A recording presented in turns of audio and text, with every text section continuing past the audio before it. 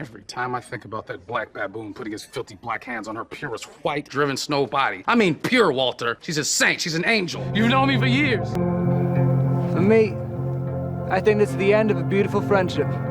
But for me, it's just the beginning. Is that what this is? What? Is what you're threatening. If I don't apologize, I'm going to lose you? I'm not looking for an apology, Malcolm. Well, what do you want, a screenplay credit? Don't be cruel. My first instinct was to frustrate him back. Feel bad now, especially because the guy was right. We are all over the place, and we just started. It's probably too late now anyway. I'd have 40 or 50. I'd make one every day, because they're going to start out in life with all the advantages. I ain't got no advantages to offer nobody. I didn't know if I was a fleeting adventure or if you even thought about me at all, Valerie.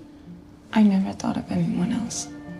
Not really. No JD, middle name either. JD. John David is one name. I don't have a middle name. Only one in the family without a middle name. Have you ever wondered what it's like to carry one of the most legendary names in Hollywood while desperately trying to forge your own path? As he started to become successful, people started changing around me. You know, it gave me a little anxiety, resentment, anger. So all those emotions that were happening to me, I filtered them through this outlet, football. John David Washington didn't just walk in his father's shadow, he ran from it, literally, across football fields and movie sets, hiding his true identity and battling demons that would have broken most people. But here's the thing nobody tells you. The son of Denzel Washington spent years lying about who his father was, and the reason why will shock you. Even more jaw-dropping? The emergency surgery that nearly derailed everything, and the Broadway performance that left his mother speechless night after night. Stick around, because what happened behind the scenes of Tenet and the emotional breakdown that changed his career forever, that's something you need to hear. I was excited about the unknown, but deeply terrified of it as well. I find there was a moment where I tore my Achilles, and I was 29 years old when I tore it. A 29-year-old running back that really doesn't have a resume, has no film, is not sexy. You know, it's that you're not going to get hired, really.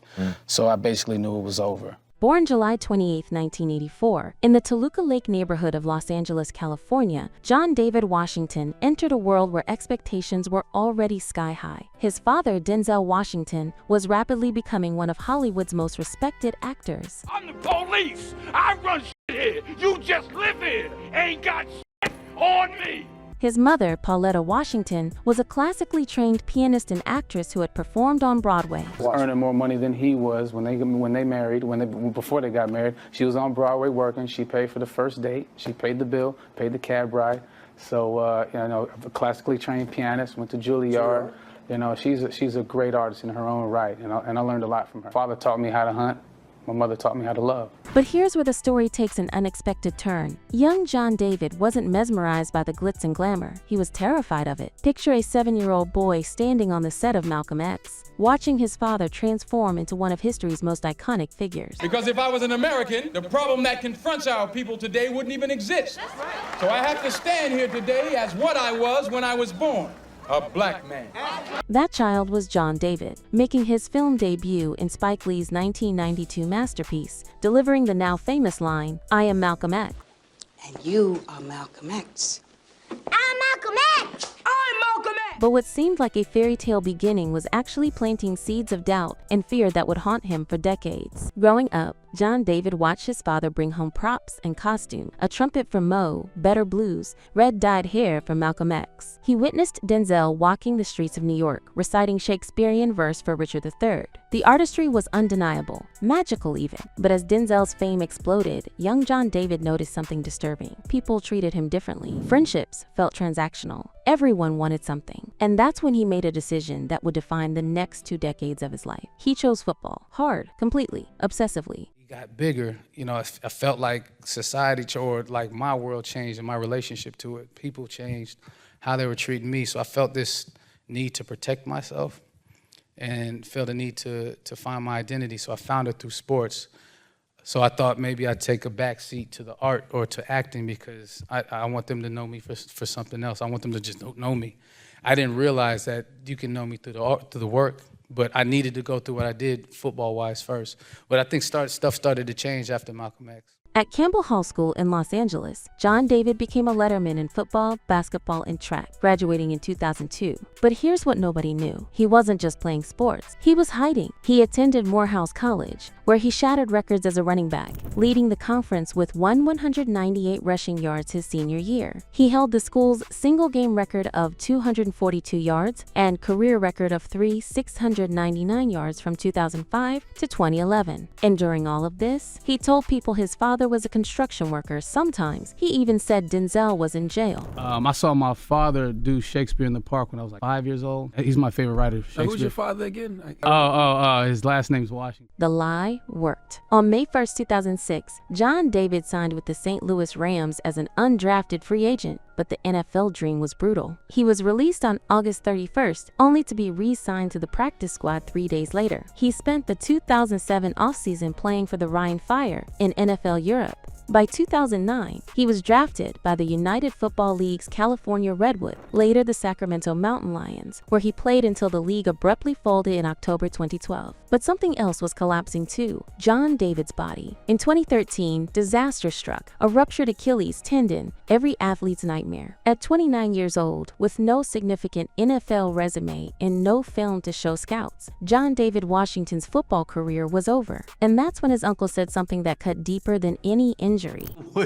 Our uncle, he calls me when I'm done with football, for real, and he's like, I just want you to know I'm proud of you. And you can always be a coach. You can be a coach, or you can go back to school and teach. I was like, this is my little moment. It's like, I gotta act now. Because nobody believes in you like Uncle Woody believes in you. Right. I mean, he meant so well. Like, yeah, you can coach, you can do it. It was a great speech. Yeah. But in my head, I'm like, see, like, oh, it's over. I gotta stop being a punk. I gotta go for it. And so I did, man. That moment, being told he could always be a coach, ignited something. The first shocking secret? John David didn't tell his parents he was auditioning for acting roles. Not a word. He was still on crutches, still on pain medication from his Achilles surgery, when he showed up for his first audition for HBO's Ballers. My interior designer. She's beautiful. She's gorgeous. She want you to jump off? Who gives a damn if she is? The plan wasn't even to book the job. It was just to get comfortable auditioning, then move to New York and study acting seriously. Except he killed it. 10 auditions over 2 months later, he landed the role of Ricky Jarrett. Only then did he tell Denzel. It's like when I was coaching them as kids. You ain't going in the game. You can't go in the game. You want the best for them, and then you see them win, and you just, and it's their time. It's their moment. It's their time. While filming the Ballers pilot in 2014, John David enrolled at HB Studios in New York, studying under Rochelle Oliver. He dove into August Wilson's works, immersing himself in the African-American theatrical tradition. And then came the text message that would change everything. Spike Lee, this your number. John David was in Ohio filming when Spike sent him the book BlackKkKlansman. Sergeant Trapp, Chief Bridges, I'll get right to it. I'd like to be an undercover detective. The story was insane. The true account of Ron Stallworth, the first African-American detective in Colorado Springs, who infiltrated the Ku Klux Klan by phone in the 1970s. Spike's pitch was characteristically brief. You like it? John David, I love it. Spike, bet, see you this summer. Rich American history it fell through the cracks. It's not a well-known story. I called him back and say, this is crazy. This is incredible. He's like, you love it? I love it. Bet, see you this summer. But here's the part that will blow your mind. John David spent 3 months preparing for BlackKkKlansman by completely rewiring his cultural consumption. No hip-hop, no R&B, no EDM, no Cranberries, just Sly and the Family Stone, Led Zeppelin and Soul Train, reruns every night before bed. He watched Superfly weekly. He became Ron Stallworth, not by studying the man, but by inhabiting the era.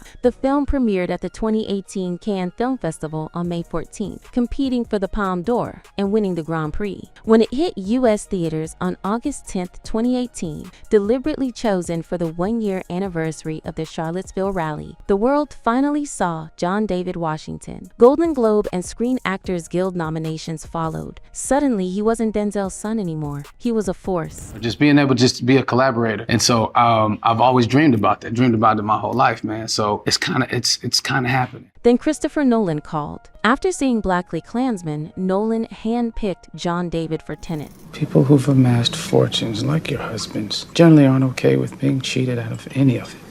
But the meeting itself was surreal. John David showed up 30 minutes late, 30 minutes, to Nolan's house, sweating profusely, convinced his career was over before the conversation even started. Emma Thomas, Nolan's wife and producing partner, greeted him at the door, laughing at his panic. They talked for 2.5 hours, not about the movie, about life, sports, films, their shared love of cinema. When John David left, he had no idea what had just happened. Then came the call. And but we ended up staying 2.5 hours. And then after that, I got the call saying, will you be the protagonist? But Tenet hit during the pandemic. Released in September 2020, it became Nolan's underground hip-hop album, the one true fans know and love, while casual audiences missed it. John David describes it as lightning in a bottle that never got its proper moment, and he improvised one of the film's most memorable lines, which Nolan loved so much he kept it in the edit. And so I saw like a couple cooks and some maitre d's and stuff. I was like, I ordered my hot sauce an hour ago, but I did it like really broadly, and he started busting out laughing. Here's the second shocking revelation. Around 2019, John David underwent emergency surgery at Brooklyn Hospital Center. The details remain undisclosed, but he fully recovered and immediately threw himself into the most terrifying challenge of his career, Broadway. In September 2022, John David made his Broadway debut in The Piano Lesson at the Ethel Barrymore Theater. How long you been at the railroad now? 27 years. Now I'll tell you something about the railroad. This wasn't just another role. This was August Wilson. This was opposite Samuel L. Jackson, who originated the role of Boy Willie in 1987. This was directed by LaTanya Richardson Jackson, and this was John David's reckoning with himself as an actor. Everything I was kind of built on, like Ballers or whatever, it don't matter. This is my real, like, this is my album. Can he rap? You know what I mean? Like, he's got the studio albums, got Dr. Dre and everybody producing this stuff. That's easy. Can you rap? Do you got these bars? So I'll talk about it now. I was so nervous. I was a wreck. My publicist knows. I was telling her all kinds of crazy stuff. Like, I don't want to do I can't do anything. I don't want to talk about this. I can't do it. Like, you have to do the red carpet just to say, like, welcome to the opening. I'm like, I can't do none of that. Like, his mother, Pauletta, attended over 40 performances. She would take him to dinner after Sunday shows and give him detailed notes. Notes he didn't always want to hear. she would critique me like, that's not it at all. You got to go back. I'm like, Mom, we're just reading it. I'm not actually acting yet. The play ran through January 2023. Critics praised him. He survived. More than that, he discovered who he was as an artist. In 2024, his younger brother, Malcolm Washington, made his feature directorial debut, adapting The Piano Lesson for Netflix. Tell your mama to tell you about that piano. You feel that? That's your family. With John David reprising his role as Boy Willie opposite Danielle Deadwyler, Samuel L. Jackson, and Ray Fisher. The film, produced by Denzel Washington, premiered at the Telluride Film Festival and is dedicated to Pauletta Washington. I include her a lot in the process. Every time I get a script that I'm really excited about or really thinking about doing, she reads it first. John David also starred in Gareth Edwards' 2023 sci-fi epic The Creator, which he describes as another film that didn't get its proper rollout due to strikes and timing, but people keep discovering it, approaching him on the subway to tell him they loved it. Because I think the only thing I'd really ever seen him in is the Justice League film, so I was blown away by his performance as well.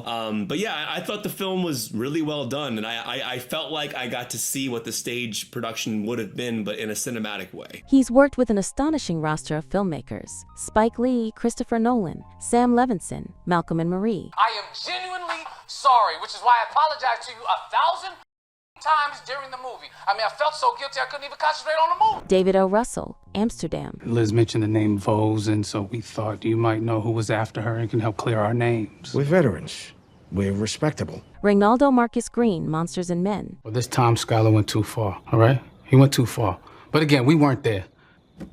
And if he wasn't resisting arrest, he'd still be here. And Gareth Edwards. In 2025, he became the face of Tom Ford's fragrance, Bois Pacifique. As 2026, John David Washington's net worth is estimated at approximately $8 million, a fortune built through leading roles in major films and his breakout HBO series. He remains unmarried, living in New York City, taking the subway, running lines while walking the streets just like his father did decades ago. The controversies? They're quieter than most. Early in his career, he concealed his identity to avoid nepotism accusations. Critics have debated his range, some calling his performances in Tenet and Amsterdam wooden, questioning if he has his father's charisma. He's openly discussed trust issues stemming from his famous family, admitting past relationships faltered because of his paranoia about people's true intentions. Well, like I alluded to before, it does make it tricky making friends and relationships, significant others, all that. I've been in 2 relationships and they both faltered because of the trust thing. Really? But in 2024 and 2025, something shifted. John David stopped running from the Washington name. Working with Malcolm on the piano lesson, collaborating with his family, he's confronting his legacy head-on. He's spoken about how his mother gave up a thriving career, a master's degree in performing arts, Broadway performances, piano lessons taught at age 10 in rural North Carolina to raise him and his siblings properly.